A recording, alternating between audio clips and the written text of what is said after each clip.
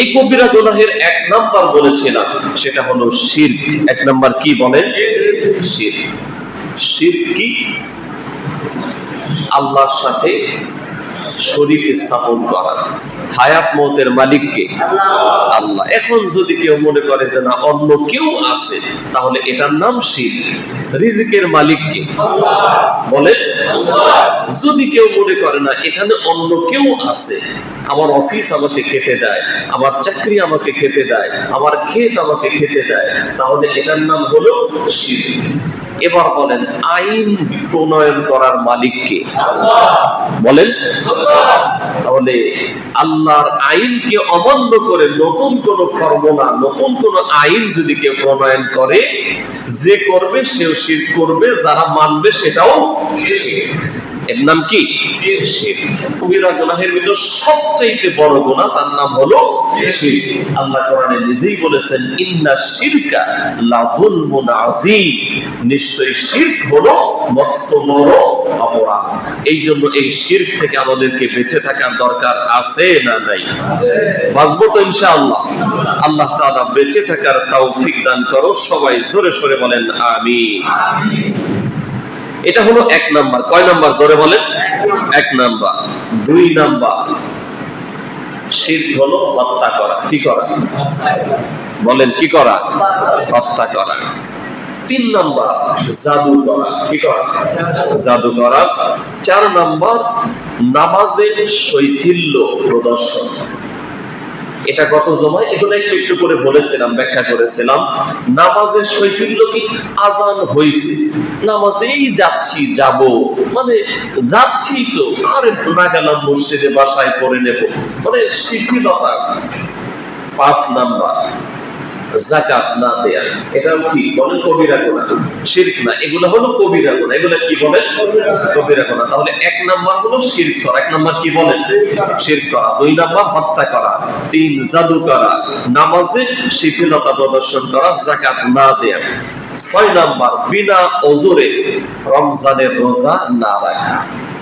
এটাও কবিরা গুনাহ। এটাও কি? এই আসামি কিন্তু অনেকেই আছে না? আমাদের ভিতরেও থাকতে পারে। বিনা ওজরে রমজানের রোজা না রাখা, এটা হলো কবিরা গুনাহ। সাত, সামর্থ্য থাকা সত্ত্বেও হজ না করা। এটাও কি? কবিরা গুনাহ। কি বলেন? কবিরা গুনাহ। আট নাম্বার, আত্মহত্যা করা। আট নম্বরে কি? আত্মহত্যা করা। এই প্রবণতা এখন বেশি ঢুকতেছে শিক্ষিত সমাজের ভিতরে, ঠিক না?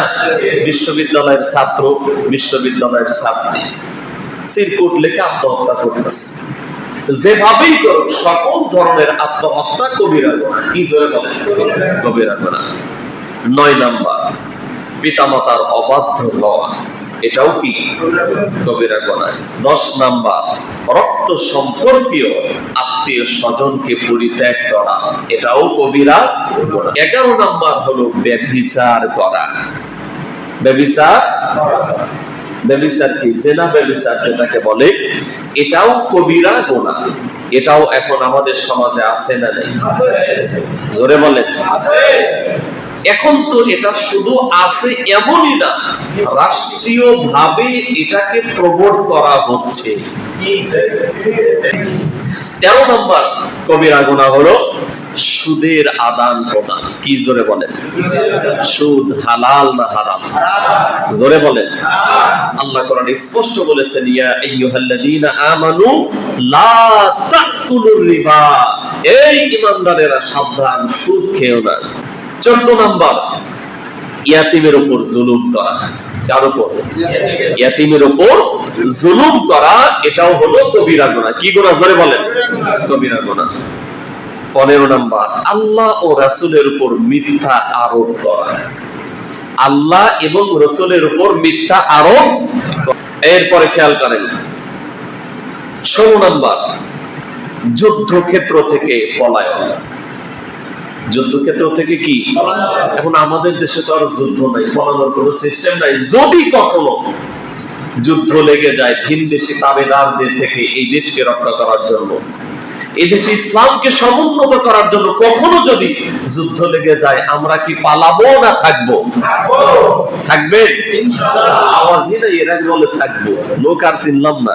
থাকবেন বলেন ইনশাআল্লাহ। তবে সেই পরিবেশ কিন্তু আসতে পারে, আসতে পারে, কারণ আমরা কিন্তু আজকে নামের স্বাধীন। কিসের স্বাধীন? নামের স্বাধীন, কাজের স্বাধীন আমরা হতে পারি নাই।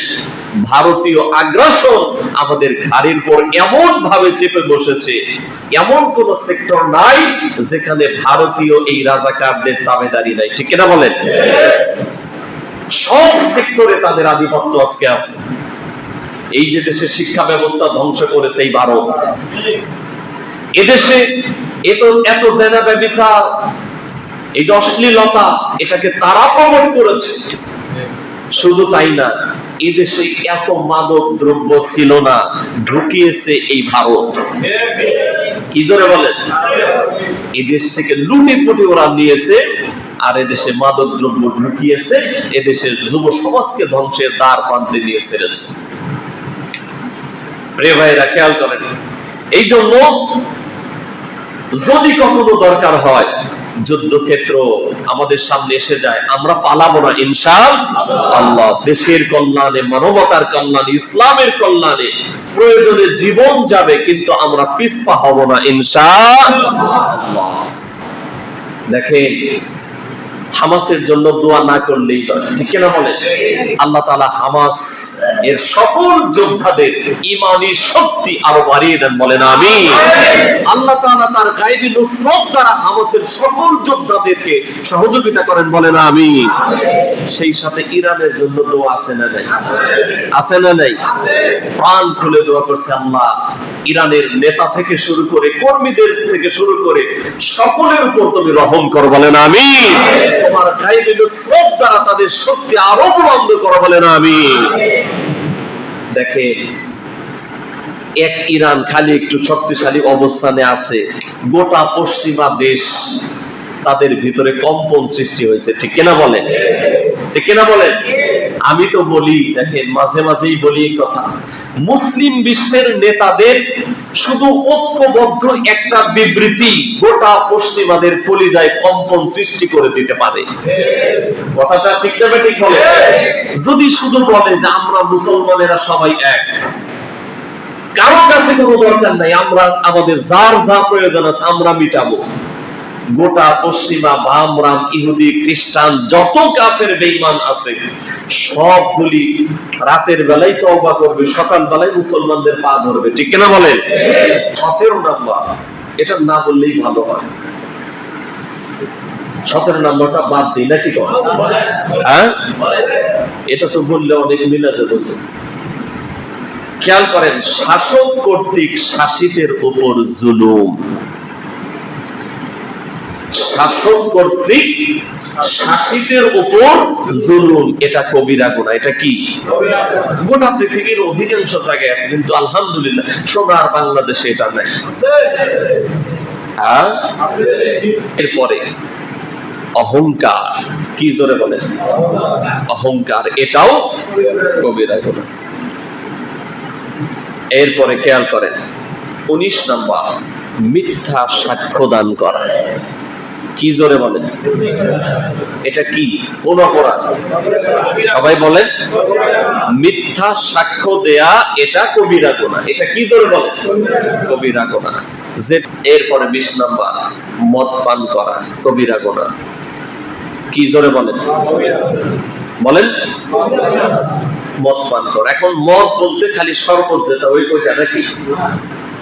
গাঁজা, ইয়াবা, হেরোইন, ফেন্সিডিল, এ জাতীয় যা আছে, কুল্লু মুসকিরিন, সকল মাদক দ্রব্য, এটা কবিরা গুনাহ। এটা কি জোরে বলেন? কবিরা গুনাহ, হারাম। এটা কি বলেন সবাই? হারাম।